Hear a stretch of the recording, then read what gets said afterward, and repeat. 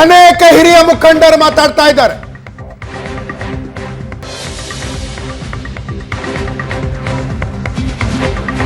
ಡಿ.ಕೆ. ಶಿವಕುಮಾರರಿಗೆ ರಾಜ್ಯದ ಒಟ್ಟಾರೆ ಸಾಧನೆ ಸಮಾಧಾನಕರವೂ ಹೌದು, ಸ್ವಂತ ಸಹೋದರನ ಸೋಲು ಆಘಾತಕಾರಿಯೂ ಹೌದು.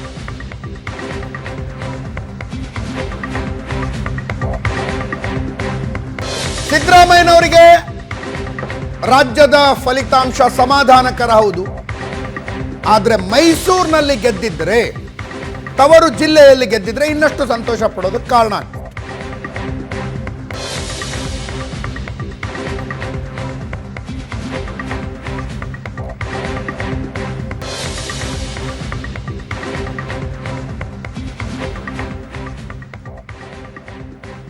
ಎಲ್ಲರ ಹೇಳಿಕೆಗಳನ್ನು, ಪತ್ರಿಕಾಗೋಷ್ಠಿಗಳನ್ನು ನೋಡಿದ್ರಿ.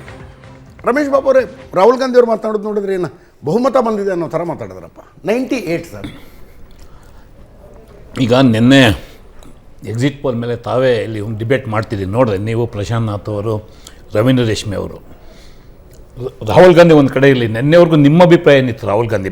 ಎಕ್ಸಿಟ್ ಪೋಲ್ ಏನಿದೆ ಅದನ್ನ ಹೇಳಿದ್ದೀವಿ. ದಟ್ ಈಸ್ ವಾಟ್ ಸ್ವಾಭಾವಿಕವಾಗಿ ಅವರೀಗ 240ವರೆಗೂ ಹೋದಾಗ ಒಂದು ಪಾರ್ಟಿ ಲೀಡರಾಗಿ, that leader of India bloc, ಸ್ವಾಭಾವಿಕವಾಗಿ ಅದು ನಿರೀಕ್ಷೆ ಇದೆ. ಮತ್ತು ನೀವು ನೋಡಿ, ಆಗಲೇ ರೇಷ್ಮೆಯವರು ಭಾಳಷ್ಟು ರಾಜ್ಯಗಳ ಉದಾಹರಣೆ ಕೊಟ್ಟರು, ಆ್ಯಂಟಿ ಇನ್ಕಂಬೆನ್ಸಿ ಏನೇನು ಆಯ್ತು ಅಂತೇಳಿ. ರಾಜರವರು ಭಾಳಷ್ಟು ವಿಚಾರ ಕೊಟ್ಟರು. ನನ್ನ ಪಾಪ ಅವರೆಲ್ಲ ಸ್ವಲ್ಪ ಕನ್ಫ್ಯೂಸ್ ಮಾಡ್ಕೊಂಡ್ರು, ಸ್ಟೇಟ್ ಗೌರ್ಮೆಂಟ್ಗೆ ಹೇಳ್ತಾ ಇದ್ದಾರೆ, ಸೆಂಟ್ರಲ್ ಗೌರ್ಮೆಂಟ್ಗೆ ಹೇಳ್ತಾ ಇದ್ದಾರೆ. ಬೆಲೆ ಏರಿಕೆ, ಉದ್ಯೋಗ, ಮತ್ತೊಂದೆಲ್ಲ ಮಾತಾಡಿದ್ರು. ಕರ್ನಾಟಕಕ್ಕೆ ಸೀಮಿತವಾಗಿ ಮಾತಾಡ್ತಾವ್ರ, ದೇಶಕ್ಕೆ ಸೀಮಿತವಾಗಿ ಮಾತಾಡ್ತಾ ಇದ್ದಾರೆ ಅಂತೇಳಿ. ಇವತ್ತು 352 N D A performance last time, ಈಗ 285, 290 ಆಜುಬಾಜು ಆಟಾಡ್ತಾ ಇದೆ ಸಂಖ್ಯೆ. ಬಿ ಜೆ ಪಿ ಅಲೋನು 303, ಇವತ್ತು 240 ಕೆಳಗಡೆ ಬರ್ತಾ ಇದೆ. More than 65 seats they are losing. So ಸ್ವಾಭಾವಿಕವಾಗಿ ನಿನ್ನೆವರೆಗೂ ಅಥವಾ ಇವತ್ತು ಬೆಳಗ್ಗೆ 8 ಗಂಟೆವರೆಗೂ ಯಾರ್ಯಾರೋ ರಾಹುಲ್ ಗಾಂಧಿಯವ್ರನ್ನ ಅಪಹಾಸ್ಯ ಮಾಡೋದು, ಅದಕ್ಕೆ ಉತ್ತರ ಇವತ್ತು ಜನ ಕೊಟ್ಟಿದ್ದಾರೆ. ಆತ್ಮವಿಶ್ವಾಸ ಇದೆ, ಮಾತಾಡ್ತಾ ಇದ್ದಾರೆ. ಆ್ಯಸ್ ಎ ಲೀಡರ್ ಅವರು ಇಡೀ ದೇಶದ ಉದ್ದಗಲಕ್ಕೆ ಪಾದಯಾತ್ರೆ ಮಾಡಿದಂಥ ಒಬ್ಬ ನಾಯಕ ಇದ್ದಾರೆ. ಜನಸಾಮಾನ್ಯರ ನಾಡಿ ಮಿಡಿತವನ್ನು ಅರ್ಥ ಮಾಡ್ಕೊಂಡಿದ್ದಾರೆ. ಇವತ್ತು 52 ಸ್ಥಾನ ಇಟ್ಕೊಂಡು ಇವತ್ತು ಒಂದು ಲೀಡ್ ಮಾಡಿ ಅಲ್ಲಿವರೆಗೂ ತಗೊಂಡೋಗಿರ್ತಕ್ಕಂಥದ್ದು ಇಟ್ ಈಸ್ ಎ ಅಚೀವ್ಮೆಂಟ್. ಹಾಗಾಗಿ ಸ್ವಾಭಾವಿಕವಾಗಿ ಯಾರೊಬ್ಬ ನಾಯಕ ಜನರ ಮಧ್ಯೆ ಬರ್ತಾನೆ, ಮತ್ತು ಸ್ವಾಭಾವಿಕವಾಗಿ ನಿನ್ನೆ ಸಹ ನನ್ನ ಸ್ನೇಹಿತರು ರೇಷ್ಮೆ ಅವರು, ಅಫ್ಕೋರ್ಸ್ ಅವರ ಅನುಭವದ ಮೇಲೆ ಮಾತಾಡ್ತಾರೆ, ನನ್ನ ಟೀಕೆ ಮಾಡೋದಿಲ್ಲ. ಅವರು ಸ್ವಲ್ಪ ರಾಹುಲ್ ಗಾಂಧಿ ಫೇಲ್ಡ್ ಅನ್ನೋ ರೀತಿ ನಿನ್ನೆನೂ ಹೇಳಿದ್ರು ಅವರು. ಆದರೆ ಇವತ್ತು ಅದಕ್ಕೆಲ್ಲ ಉತ್ತರ ಅಲ್ಲಿ ಸಿಕ್ಕಿದೆ. ಅವ್ರು ಮಾತನಾಡಿದ್ದು ಇದನ್ನು ವರ್ಷಕ್ಕೆ 1 ಲಕ್ಷ ಅಕೌಂಟ್ಗೆ ಹಾಕ್ತೀವಿ ಅನ್ನೋದು ಹೆಂಗೆ ಡೂಯೇಬಲ್? ಅದಲ್ಲ ಅದು ಬೇರೆ, ಗ್ಯಾರಂಟಿಗಳ ಬಗ್ಗೆ ಬೇರೆ. ಕಾಂಗ್ರೆಸ್ ಪಾರ್ಟಿ ಲೀಡ್ರಾಗಿ ಅವ್ರ ಪರ್ಫಾರ್ಮೆನ್ಸ್ ಎಲ್ಲೂ ಆಗ್ತಾ ಇಲ್ಲ, ಫೇಲ್ ಆಗಿದ್ದಾರೆ ಅನ್ನೋದು ನಾವು ಮಾತಾಡಿದ ವಿಚಾರ. ಅದು ಬಿಡಿ, ಗ್ಯಾರಂಟಿಗಳದು ಮತ್ತೊಂದು ಅದೆಲ್ಲ ಇಂಪ್ಲಿಮೆಂಟ್ ಆಗುತ್ತೆ, ಕರ್ನಾಟಕದಲ್ಲಿ ಆದಂಗೆ ಅಲ್ಲೂ ಆಗುತ್ತೆ ಸರ್ಕಾರ ಬಂದರೆ. There is no doubt in that. ಈಗ ಕಟಾಕಟ್ ಅಂತ ಏನು ಹೇಳೋದಲ್ಲ, ಅದು ಲಾಸ್ಟ್ ಹಂತದಲ್ಲಿ ಬಂದಿದ್ದಂಥದ್ದು, ಅದೇ ನಿಮ್ಮ ಎಲೆಕ್ಷನ್ ಮುಂಚೆ ಬಂದಂಥದ್ದಲ್ಲ. ಯು ಪಿನಲ್ಲಿ ಜನಸಾಮಾನ್ಯರ ಆಡೋ ಭಾಷೆನ ಒಂದು ಉಪಯೋಗಿಸಿ ಅದನ್ನು ಸಹ ವ್ಯಂಗ್ಯ ಮಾಡಿದ್ರು ಮೋದಿರವರು. ಈಗ ಅದರಿಂದ ಓಟ್ ಹೋಗಿದೆ ಅಂತ ಮಾತಾಡ್ತಾರೆ. ಇಲ್ಲಿ ಭಾಳ ಸ್ಪಷ್ಟವಾಗಿ ರಾಹುಲ್ ಗಾಂಧಿ ಏನು ಹೇಳಿದ್ದಾರೆ, ಮತ್ತು TMC ನಾಯಕಿ ಮಮತಾ ಬ್ಯಾನರ್ಜಿ ಏನು ಹೇಳಿದ್ದಾರೆ, ಇದರಿಂದ ನೈತಿಕ ಹೊಣೆಯನ್ನು ಮೋದಿರವರು ಒತ್ಕೋಬೇಕು. ಯಾಕೆಂದರೆ ಈ ದೇಶದಲ್ಲಿ ಮೀಡಿಯಾದವ್ರನ್ನ ಫೇಸ್ ಮಾಡ್ದಲೆ, ಪಾರ್ಲಿಮೆಂಟ್ ಮೆಂಬರ್ಗಳನ್ನ ಫೇಸ್ ಮಾಡ್ದಲೆ, ಬರೀ ಫಾರಿನ್ ಟ್ರಿಪ್ ಓಡಾಡ್ಕೊಂಡು, ಎಲೆಕ್ಷನ್ ಟೈಮಲ್ಲಿ ಬರೀ ಹಿಂದೂ ಮುಸ್ಲಿಂ ವಿಷಯ ಇಟ್ಕೊಂಡು, ಅಲ್ಪಸಂಖ್ಯಾತ ವಿಷಯ ಇಟ್ಕೊಂಡು ರಾಜಕಾರಣ ಮಾಡ್ಕೊಂಬಂದಂಥವ್ರು ಮೋದಿರವರು. ಇವತ್ತು ಅವರು ಉತ್ತರ ಕೊಡಬೇಕು. ಇವತ್ತು ಅವರ ನಾಯಕತ್ವದಲ್ಲಿ ಸೆಟ್ಬ್ಯಾಕ್ ಆಗಿದೆ. ತಾವಾಗಲೇ ಮಾತಾಡ್ತಾ ಒಂದು ಮಾತನ್ನು ಹೇಳಿದ್ರಿ, ಐ ವೆಲ್ಕಮ್ ದ ಸ್ಟೇಟ್ಮೆಂಟು. ಪಂಚಾಯತಿ ಚುನಾವಣೆ ಆದರೂ ಮೋದಿ ಫೋಟೋ ಇಟ್ಕೊಂಡು ಹೋಗೋರು ಇವರು BJP ಅವರು. ಇವತ್ತು ಸೋತ್ರೆ ಇಲ್ಲ ನಮ್ಮ ಲೀಡ್ರಿಂದ ಆಗಿಲ್ಲ ಅಂತಾರೆ. ಹಾಗಾಗಿ ಇವತ್ತು ಅವ್ರಿಗೇನಾದ್ರು ನೈತಿಕತೆ ಇದ್ದರೆ ಫಸ್ಟ್ ಎಷ್ಟು ರಿಸೈನ್, ಆಮೇಲೆ ಬೇರೆ ಪ್ರಶ್ನೆ. ಇನ್ನು ಅವರು ರೆಸಿಗ್ನೇಷನ್ ಕೊಟ್ಟಿಲ್ಲ ಅಂದರೆ ಅಧಿಕಾರದ ಆಸೆ ಎಷ್ಟಿದೆ ಅಂದರೆ ಚಂದ್ರಬಾಬು ನಾಯ್ಡು ಫೋನ್ ಮಾಡೋದು, ಇನ್ಯಾರಿಗೂ ಫೋನ್ ಮಾಡೋದು. ಪೀಪಲ್ ಅಲೈನ್ಸ್ ಅವ್ರದ್ದು ಇರಲಿ ಸರ್, ನೀವು ರಾಜೀನಾಮೆ ಕೊಟ್ಟು ಮಾತಾಡಿ. ನಿಮ್ಗೆ ನೈತಿಕ ಹೊಣೆ ಇಲ್ಲ, ನೈತಿಕ ಜವಾಬ್ದಾರಿ ಇಲ್ವಾ? ನಾನು ಸ್ಥಾನ ಕ್ರಾಸ್ ಮಾಡ್ತೀನಿ ಅಂತ ಹೇಳಿದ ಒಬ್ಬ ನಾಯಕನ ಜನ ತಿರಸ್ಕಾರ ಮಾಡಿದ್ದಾರೆ. At least you should not have that ethics. ನೀವು ರಾಜೀನಾಮೆ ಕೊಡೋದು ಬೇಡವಾ? ರಾಜೀನಾಮೆ ಕೊಟ್ಟು ಮಾತಾಡಿ, ಆಮೇಲೆ ನಿಮ್ಮ ಪಾರ್ಟ್ನರ್ ಮಾತಾಡಿ. ಬಿಜೆಪಿ ಈಗ ಎಷ್ಟು ಸ್ಥಾನಗಳನ್ನು ಗೆದ್ದಿದೆಯಲ್ಲ ಅಷ್ಟು ಕಾಂಗ್ರೆಸ್ ಗೆದ್ದಿದ್ದು 1991ರಲ್ಲಿ. ಅಫ್ಕೋರ್ಸ್ ನಾನು ಇಲ್ಲ ಅಂತ ರಾಜೀವ್ ಗಾಂಧಿ ಅವರ ಕಗ್ಗೊಲೆಯ ನಂತರ ಕೇಳಿ, ಇದು 18ನೇ ಅನುಕಂಪದ ಅಲೆಯಲ್ಲಿ, ಇದು 18ನೇ ಲೋಕಸಭಾ ಚುನಾವಣೆ. ಬಿಜೆಪಿ ಒಂದು ಕಾಲದಲ್ಲಿ 2 ಸೀಟು. ಹೌದು, ಇಲ್ಲಿ ಜನ ಒಂದೊಂದು ಚುನಾವಣೆಗೆ ಒಂದೊಂದು ಇಶ್ಯೂ ಇರುತ್ತೆ, ಜನ ತೀರ್ಮಾನ ಕೊಟ್ಟಿದ್ದಾರೆ. ನಾನು ಅದನ್ನ ಒಪ್ಕೋತೀನಿ, ಇಲ್ಲ ಅಂತ ಹೇಳೋದಿಲ್ಲ. ಮೋದಿರವರು ನೀವು ಹೇಳಿದಂಥ ಮಾತುಗಳು, ನೀವು ಆಡಿದಂಥ ಮಾತುಗಳು ನಿಮಗೆ ನೈತಿಕತೆ ಇದ್ದಿದ್ರೆ ಮೊದಲು ರಾಜೀನಾಮೆ ಕೊಡಿ, ಆಮೇಲೆ ನೀವು ಮಾತಾಡಿ. ನೀವು ಕಾಂಗ್ರೆಸ್ ಮಿತ್ರ ಪಕ್ಷಗಳು ಕರೀರಿ, ಅದು ಬೇರೆ. ಇವತ್ತು ನಿಮಗೆ ಒಂದು ನೈತಿಕತೆ ಉಳಿಸ್ಕೋ ಶಕ್ತಿ ಇಲ್ಲ ಅಂತಂದರೆ, ಅದೇ ನಿಮ್ಮ ನಾಯಕತ್ವದಲ್ಲಿ ಹೊರಟು ನಾನು ಸ್ಥಾನ ಗೆಲ್ತೀವಿ ಅಂತ ಜನ ತಿರಸ್ಕಾರ ಮಾಡಿದ್ದಾರೆ. ಒಂದು ರಾಜೀನಾಮೆ ಕೊಡೋಕೆ ನಿಮಗೆ ನೈತಿಕ ಶಕ್ತಿ ಇಲ್ಲ, ಮತ್ತೆ ಅಧಿಕಾರದ ಆಸೆ. ಮುಖ್ಯಮಂತ್ರಿ ಸಿದ್ದರಾಮಯ್ಯನವರು ಮಾತಾಡ್ತಿದ್ದಾರೆ.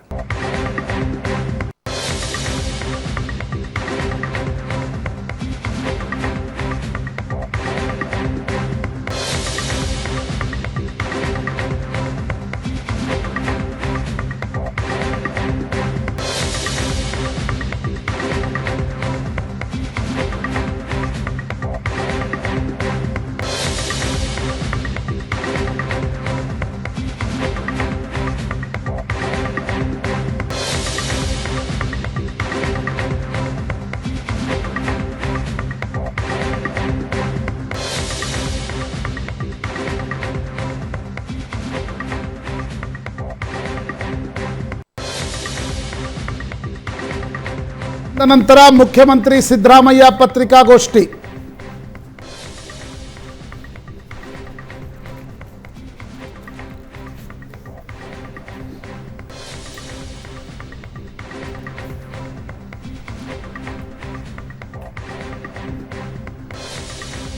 ಇನ್ನು ಕೆಲವೇ ಕ್ಷಣಗಳಲ್ಲಿ ಮುಖ್ಯಮಂತ್ರಿ ಸಿದ್ದರಾಮಯ್ಯ ಪತ್ರಿಕಾಗೋಷ್ಠಿಯನ್ನು ಉದ್ದೇಶಿಸಿ ಮಾತನಾಡಲಿದ್ದಾರೆ.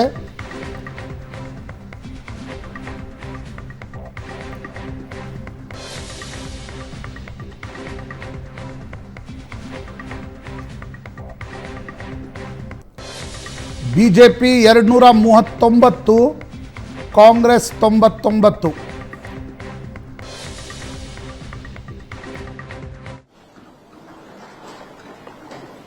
ಕರ್ನಾಟಕದ ಎಲ್ಲ ಮತದಾರರಿಗೆ ಹಾಗೂ ದೇಶದ ಮತದಾರರಿಗೆ ಧನ್ಯವಾದಗಳನ್ನು ಹೇಳಲಿಕ್ಕೆ ಬಯಸ್ತಾ ಇದ್ದೇನೆ. ಕರ್ನಾಟಕದಲ್ಲಿ ಚುನಾವಣಾ ಸಂದರ್ಭದಲ್ಲಾಗಲಿ ಮತ್ತೆ ಎಣಿಕೆ ಸಂದರ್ಭದಲ್ಲಾಗಲಿ ಯಾವುದೇ ಅಹಿತಕರ ಘಟನೆ ನಡೆದಿಲ್ಲ. ಅದಕ್ಕೋಸ್ಕರ ಮತದಾರರೆಲ್ಲರಿಗೂ ಕೂಡ, ಸಂಬಂಧಪಟ್ಟಂತೆ ಎಲ್ಲ ಅಧಿಕಾರಿಗಳಿಗೂ ಕೂಡ ಧನ್ಯವಾದಗಳನ್ನು ತಿಳಿಸಲಿಕ್ಕೆ ಬಯಸ್ತಾ ಇದ್ದೇನೆ. ಜೊತೆಗೆ ಕರ್ನಾಟಕದಿಂದ ಗೆದ್ದಿರ್ತಕ್ಕಂಥ ಎಲ್ಲ ಲೋಕಸಭಾ ಸದಸ್ಯರಿಗೆ, ಅವರು ಬಿಜೆಪಿಯವರು ಇರ್ಬೋದು, ಜೆಡಿಎಸ್ನವರು ಇರ್ಬೋದು, ಕಾಂಗ್ರೆಸ್ನವರು ಇರ್ಬೋದು, ಎಲ್ಲ ಗೆದ್ದಂತ ಸಂಸತ್ ಸದಸ್ಯರಿಗೆ ಅಭಿನಂದನೆಗಳನ್ನು ಹೇಳಲಿಕ್ಕೆ ಬಯಸ್ತಾ ಇದ್ದೇನೆ. ಕರ್ನಾಟಕದಲ್ಲಿ ಕಾಂಗ್ರೆಸ್ ಪಕ್ಷ ಏನು ನಿರೀಕ್ಷೆ ಮಾಡಿತ್ತು, ಆ ನಿರೀಕ್ಷೆಗೆ ಅನುಗುಣವಾಗಿ ನಾವು ಸ್ಥಾನಗಳನ್ನು ಗೆಲ್ಲಲಿಕ್ಕೆ ಸಾಧ್ಯ ಆಗಲಿಲ್ಲ.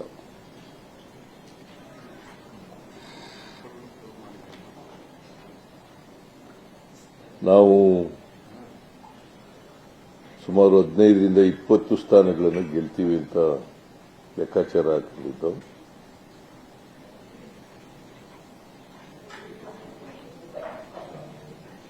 ಆದರೆ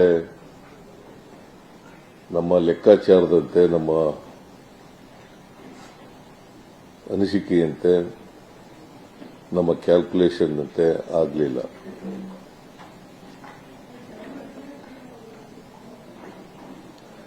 ಆದರೆ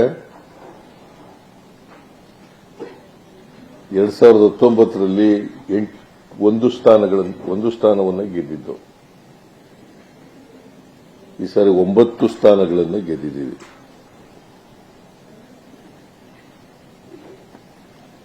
ಮತ್ತೆ ವೋಟ್ ಶೇರು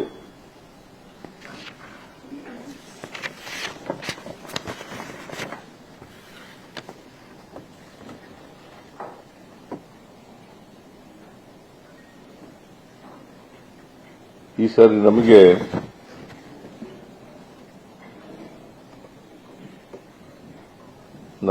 45.34% ಬಂದಿದೆ.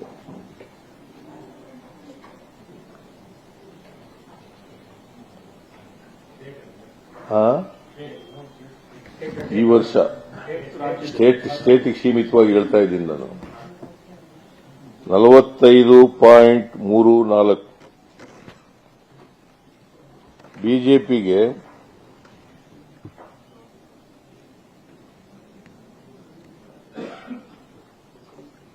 46.04.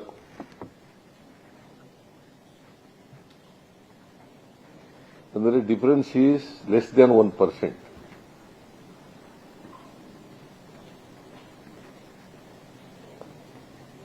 ಅದೇ 2019ರಲ್ಲಿ ಅವ್ರಿಗೆ 51.38% ಬಂದಿತ್ತು. ನಮಗೆ 31.88% ಬಂದಿತ್ತು.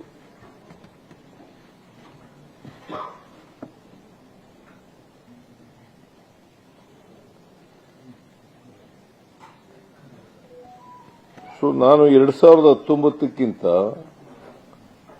ನಮ್ಮ ಪರ್ಸೆಂಟೇಜ್ ಅನ್ನ ಹೆಚ್ಚು ಮಾಡ್ಕೊಂಡಿದ್ದೀವಿ. ವೋಟಿಂಗ್ ಶೇರ್ ಇದೆಯಲ್ಲ, ನಮ್ಮ ವೋಟಿಂಗ್ ಶೇರ್ ಹೆಚ್ಚಾಗಿದೆ. ಅವರು 51.38ರಿಂದ 46.04ಕ್ಕೆ ಬಂದಿದ್ದಾರೆ. ಅದು ಅಲಯನ್ಸ್ ಮಾಡಿಕೊಂಡು, ಜೆಡಿಎಸ್ ಜೊತೆ ಅಲಯನ್ಸ್ ಮಾಡಿಕೊಂಡು,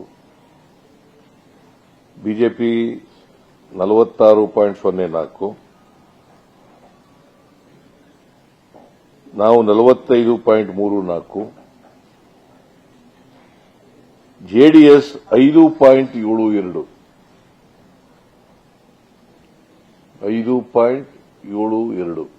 ಅಂದ್ರೆ ಎರಡು ಸೇರಿಸಿದ್ರೆ ಜಾಸ್ತಿ ಆಗುತ್ತೆ. ಆದರೆ ಹೋದ ಸಾರಿ ಜೆಡಿಎಸ್ 2019ರಲ್ಲಿ 9.67% ತಗೊಂಡಿತ್ತು. 9.67%. ಎರಡೂ ಪಾರ್ಟಿಗಳಿಗೆ ಈ ಸಾರಿ ಪರ್ಸೆಂಟೇಜ್ ಆಫ್ ಪೋಲಿಂಗ್ ನಾವು ತಗೊಂಡ್ರೆ ಕಡಿಮೆ ಆಗಿದೆ.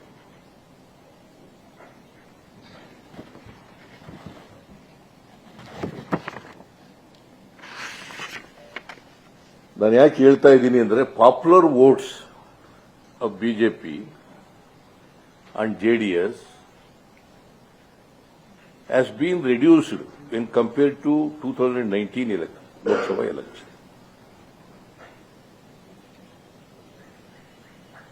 Our share in the polling is increased.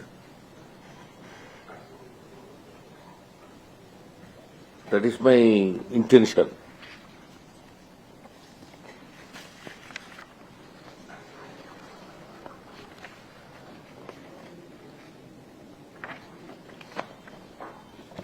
BJP ಸುಮಾರು 5ಕ್ಕಿಂತ ಹೆಚ್ಚು ಪರ್ಸೆಂಟೇಜ್ ಅನ್ನ ಕಡಿಮೆ ಆಗಿದೆ ಕಳೆದ ಸಾರಿ.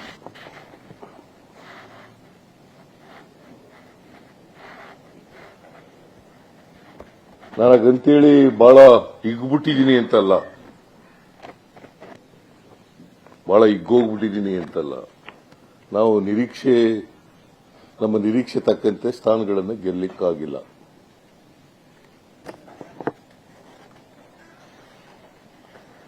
ದೇಶದಲ್ಲೂ ಕೂಡ ಕಾಂಗ್ರೆಸ್ಸಿನ ವೋಟಿನ ಪ್ರಮಾಣ 3% ಜಾಸ್ತಿ ಆಗಿದೆ. ಇಡೀ ದೇಶದಲ್ಲಿ 3% ಕಾಂಗ್ರೆಸ್ಗೆ ಮತ ಜಾಸ್ತಿ ಆಗಿದೆ. ಯಾಕಂದ್ರೆ ಭಾರತೀಯ ಜನತಾ ಪಕ್ಷದವರು ಅಧಿಕಾರದಲ್ಲಿದ್ದರು, ಎನ್ಡಿಎ ಅಧಿಕಾರದಲ್ಲಿತ್ತು. ಮತ್ತೆ ಎಲ್ಲರೂ ಕೂಡ ನರೇಂದ್ರ ಮೋದಿ ಅವ್ರ ಮುಖ ನೋಡಿ ವೋಟ್ ಕೊಡಿ, ನರೇಂದ್ರ ಮೋದಿ ಅವ್ರಿಗೆ ವೋಟ್ ಕೊಡಿ ಅಂತ ಕೇಳ್ತಾ ಇದ್ರು. ನರೇಂದ್ರ ಮೋದಿ ಅವ್ರ ಮುಖ ನೋಡಿ ವೋಟ್ ಕೊಡಿ ಅಂತ ಕೇಳಿದ್ರು. 2019ರಲ್ಲಿ 303 ಸ್ಥಾನಗಳನ್ನು ಗೆದ್ದಿದ್ರು. 2019ರಲ್ಲಿ 303 ಸ್ಥಾನಗಳನ್ನು ಗೆದ್ದಿದ್ರು. 2014ರಲ್ಲಿ 282 ಗೆದ್ದಿದ್ರು. ಈ ಸಾರಿ ಎಷ್ಟು ಗೆದ್ದಿದ್ದಾರೆ? 240 ಗೆದ್ದಿದ್ದಾರೆ. 240 seats. That means to say, no party has got the majority.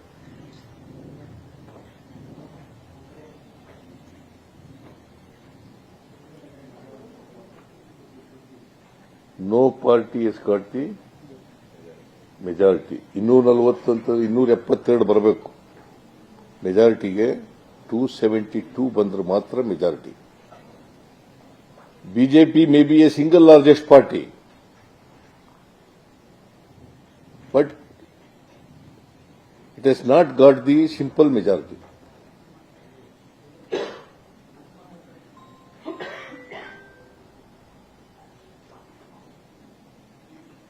ಮತ್ತೆ ಎಲ್ಲೂ ಕೂಡ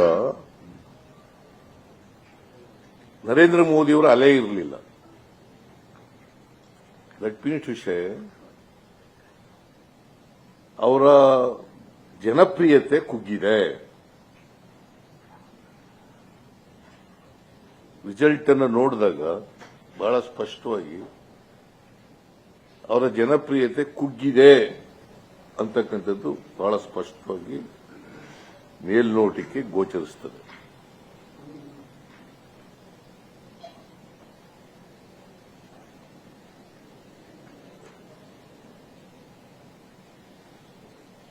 ಸರ್ಕಾರ ಅವ್ರು ಮಾಡ್ತಾರೋ ಬಿಡ್ತಾರೋ ಅದು ಗೊತ್ತಿಲ್ಲ ನನಗೆ. ಇನ್ನ ಯಾರು ಮಾಡ್ತಾರೆ ಸರ್ಕಾರನ ಅಂತಕ್ಕಂಥದ್ದು ಗೊತ್ತಿಲ್ಲ. But BJP has no simple majority to form the government headed by Mr. Narendra Modi.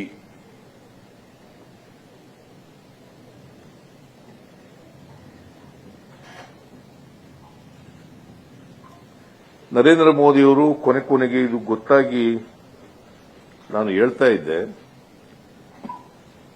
ಚುನಾವಣಾ ಪ್ರಚಾರ ಸಭೆಗಳಲ್ಲೂ ಕೂಡ ಹೇಳ್ತಾ ಇದ್ದೆ, ಮೋದಿಯವರಿಗೆ ಸೋಲ್ತೀವಿ ಅಂತ ಗೊತ್ತಾಗಿ ಧರ್ಮದ ಹೆಸರಿನಲ್ಲಿ ಜಾತಿ ಹೆಸರಿನಲ್ಲಿ ವೋಟ್ ಕೇಳಲಿಕ್ಕೆ ಪ್ರಾರಂಭ ಮಾಡಿದ್ರು.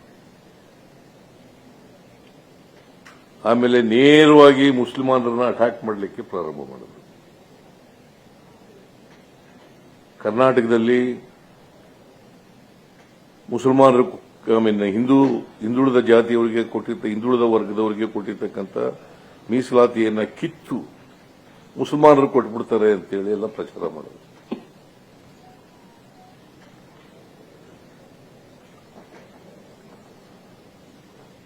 ಅವ್ಯಾವು ಕೂಡ ವರ್ಕೌಟ್ ಆಗಲಿಲ್ಲ. ಸುಳ್ಳುಗಳು, ಕೋಮುವಾದದ ಮೇಲೆ ಮತ ಕೇಳದ್ದು, ಅವ್ಯಾವು ಕೂಡ ವರ್ಕೌಟ್ ಆಗಿಲ್ಲ.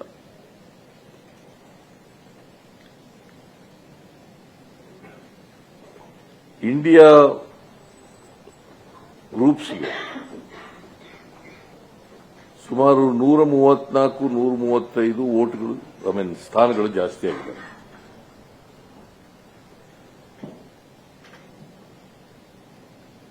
ವೆರಸ್ ಎನ್ಡಿಎ ಗ್ರೂಪ್ಗೆ ಸುಮಾರು 64 ಸ್ಥಾನಗಳು ಕಡಿಮೆ ಆಗಿದ್ದಾವೆ.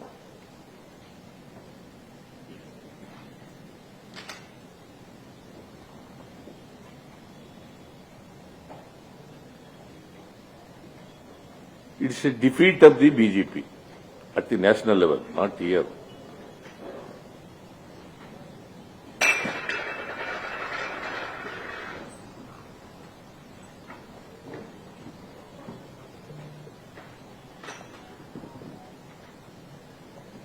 On moral grounds, Narendra Modi ji has no right to become the Prime Minister of this country.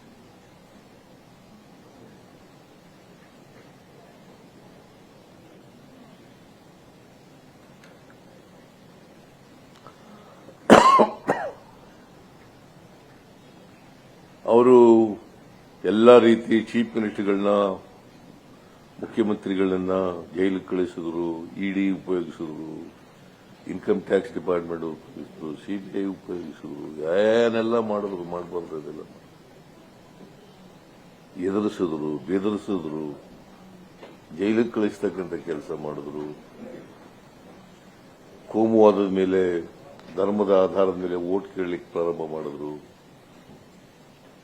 ಜಾತಿ ಆಧಾರದ ಮೇಲೆ ವೋಟ್ ಕೇಳಲಿಕ್ಕೆ ಪ್ರಾರಂಭ ಮಾಡಿದ್ರು. As A matter of fact ನಿಮ್ಗೆ ಅಯೋಧ್ಯೆಯಲ್ಲಿ ಇವರು ಗೆದ್ದಿರೋದು ಯಾರು? ಸಮಾಜವಾದಿ ಪಾರ್ಟಿ ಗೆದ್ದಿರೋದು. ಅಯೋಧ್ಯೆ ಇವರೊಬ್ಬರೇ ಹೋಗಿ ಪೂಜೆ ಮಾಡಿದ್ರಲ್ಲ, ಇವರು ಮತ್ತೆ ಯಾರವರು? ಜೋಗಿ ಇಲ್ಲ, ಅವನು ಕರ್ಕೊಂಡು ಹೋಗಿಲ್ಲ. RSS ನ ಮೋಹನ್ ಭಾಗವತ್ ಏನು ಇವರೇ ಇದು ಮಾಡ್ತಾ ಇದ್ರಲ್ಲ, ಅಲ್ಲಿ ಬಿಜೆಪಿ ಅಭ್ಯರ್ಥಿ ಸೋತಿದ್ದಾರೆ. ಲಲ್ಲು ಸಿಂಗ್ ಅಂತ ಒಬ್ಬರು ಬಿಜೆಪಿ ಅವರು.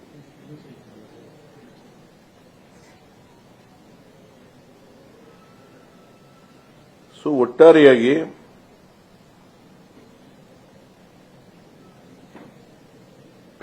ಬಿಜೆಪಿಗೆ ನನ್ನ ಪ್ರಕಾರ ದೊಡ್ಡ ಹಿನ್ನಡೆಯಾಗಿದೆ.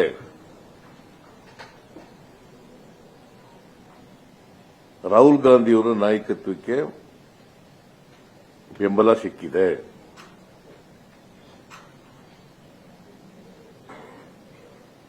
ಅವರು ಮಾಡದಂತ ಪಾದಯಾತ್ರೆ, ರಥಯಾತ್ರೆ,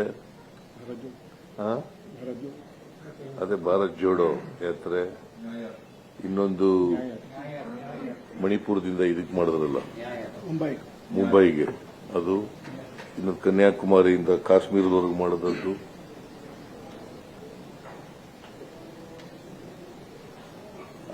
ಹಾಗಾಗಿನೇ ಇಂಡಿಯಾ ಪಾರ್ಟ್ನರ್ಸ್ಗೆ ಜಾಸ್ತಿ ಸ್ಥಾನಗಳು ಬಂದಿರತಕ್ಕಂಥದ್ದು. ಆಮೇಲೆ ಪರ್ಸೆಂಟೇಜ್ ಆಫ್ ವೋಟ್ಸ್ ಕಾಂಗ್ರೆಸ್ದು ಕೂಡ ಇನ್ಕ್ರೀಸ್ ಆಗಿರೋದು.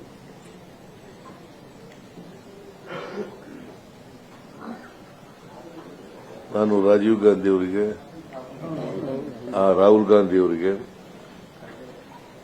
ವೈಯಕ್ತಿಕವಾಗಿ ಅಭಿನಂದನೆಗಳನ್ನು ಹೇಳಲಿಕ್ಕೆ ಬಯಸ್ತೇನೆ. ಯಾಕಂದ್ರೆ ಎರಡೂ ಕಡೆ ಗೆದ್ದಿದ್ದಾರೆ, ವಯನಾಡು ಮತ್ತೆ ರಾಯ್ಬರೇಲಿನಲ್ಲಿ. ಎಲ್ಲೂ ಆ ಎರಡೂ ಕಡೆ ಬಿಗ್ ಮಾರ್ಜಿನ್ ನಲ್ಲಿ ಗೆದ್ದಿದ್ದಾರೆ. ವಯನಾಡಿನಲ್ಲಿ ಇಲ್ಲಿ ನನಗೆ ಮರ್ತ್ಬಿಟ್ಟು ಎಷ್ಟು ಅಂತ ಕೇಳಲಿಲ್ಲ, ಬಟ್ 2 ಲಕ್ಷಕ್ಕಿಂತ ಜಾಸ್ತಿ ಗೆದ್ದಿದ್ದಾರೆ.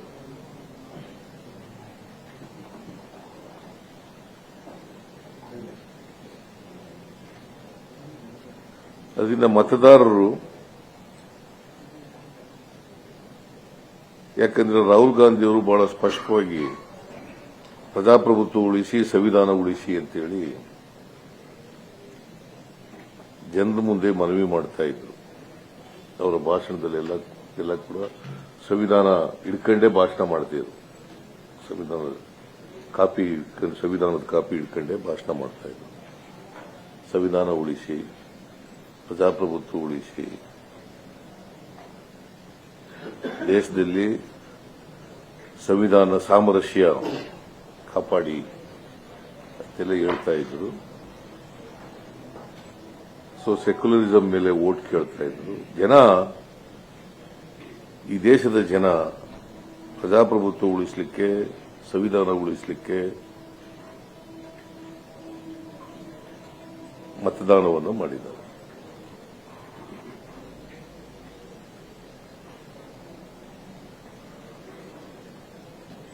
So in the interest of the nation, in the interest of the people, ಜನರು ಒಳ್ಳೆ ತೀರ್ಮಾನ ತಗೊಂಡಿದ್ದಾರೆ. ಅವರಿಗೆ ಮತ್ತೊಮ್ಮೆ ಧನ್ಯವಾದಗಳನ್ನು ಹೇಳಲಿಕ್ಕೆ ಬಯಸ್ತಾ ಇದ್ದಾರೆ. ಸರ್, ಜನರು ಮೋದಿಯನ್ನು ಅಕ್ಸೆಪ್ಟ್ ಮಾಡ್ಕೊಂಡಿಲ್ಲ ಅಂತೀರಾ? ನೀವು ಕಾಂಗ್ರೆಸ್ ಅನ್ನು ಒಂದಕ್ಕೆ ತಿರಸ್ಕಾರ ಮಾಡಿಲ್ಲ. ಒಂದ್ ಕಡೆ ವಿರೋಧ ಮಾಡಬೇಕು ಅಂದ್ರೆ ಅವ್ರನ್ನ ತಿರಸ್ಕಾರ ಮಾಡಬೇಕು, ನಿಮ್ಗೆ ಅಕ್ಸೆಪ್ಟ್ ಮಾಡಬೇಕು. ನಾವು ಗೆದ್ದೇ ಬಿಟ್ಟಿದ್ದೀವಿ ಅಂತ ಹೇಳಲಿಲ್ಲ. ಕಳೆದ ಸಾರಿಗಿಂತ ನಾವು ಹೋದ್ ಸಾರಿ ಎಷ್ಟು ಗೆದ್ದಿದ್ದೋ 2019ರಲ್ಲಿ ಒಂದೇ. ಈ ಸಾರಿ ಎಷ್ಟು ಗೆದ್ದಿದ್ದೀವಿ? 9 ಗೆದ್ದಿದ್ದೀವಿ. ನಂಬರ್ 1. ಹೋದ್ ಸಾರಿ ಅವರ ಮತದಾನ ಎಷ್ಟಿತ್ತು? ಅವ್ರ ವೋಟ್ ಶೇರ್ ಎಷ್ಟಿತ್ತಪ್ಪ?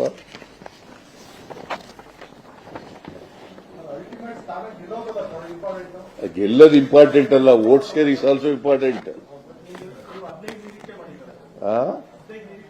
ಆಯ್ತು, ವೋಟ್ ಗೆಲ್ಲೋದು ಇಂಪಾರ್ಟೆಂಟ್. ಅವ್ರು ಗೆದ್ದಿದಾರ? ನಾವು ಗೆದ್ದಿಲ್ಲ, ನಿಜ. ನಾನು ಅದನ್ನು ಒಪ್ಕೊಂಡೇ ಹೇಳ್ತಾ ಇರೋದು. ನಾನು ಗೆದ್ದಿಲ್ಲ. ಅಧಿಕಾರದಲ್ಲಿದ್ದವ್ರು ಯಾರು? ಪ್ರಧಾನಮಂತ್ರಿ ಆಗಿದ್ದವ್ರು ಯಾರು? ಯಾರ ಹೆಸರಿನಲ್ಲಿ ವೋಟ್ ಕೇಳಿದ್ರು? Modi guarantee, Modi guarantee vote ಕೊಡಿ, ಮೋದಿ ಮುಖ ನೋಡಿ ವೋಟ್ ಕೊಡಿ ಅಂತ ಕೇಳಿದ್ರು. ಅದಕ್ಕೆ ಡಿಫೀಟ್ ಆಗಿದೆ ಅಂತ ಹೇಳುತ್ತೆ. ನಾವು ಗೆದ್ದುಬಿಟ್ಟಿದೀವಿ ಅಂತ ಹೇಳಲೇ ಇಲ್ಲ. ಯಾರು ಒಬ್ಬರೇ ಆಯ್ತಾಳಪ್ಪ ಇವ್ರು ಕೇಳ್ತಾ ಇಲ್ಲ. ನಾನು ಇನ್ನೂ ಸ್ವಲ್ಪ ಅದು ಅನಲೈಸ್ ಮಾಡಬೇಕು. ವರ್ಕ್ ಆಗಿದೆ ಇಲ್ಲ ಅಂತಕ್ಕಂಥದ್ದು.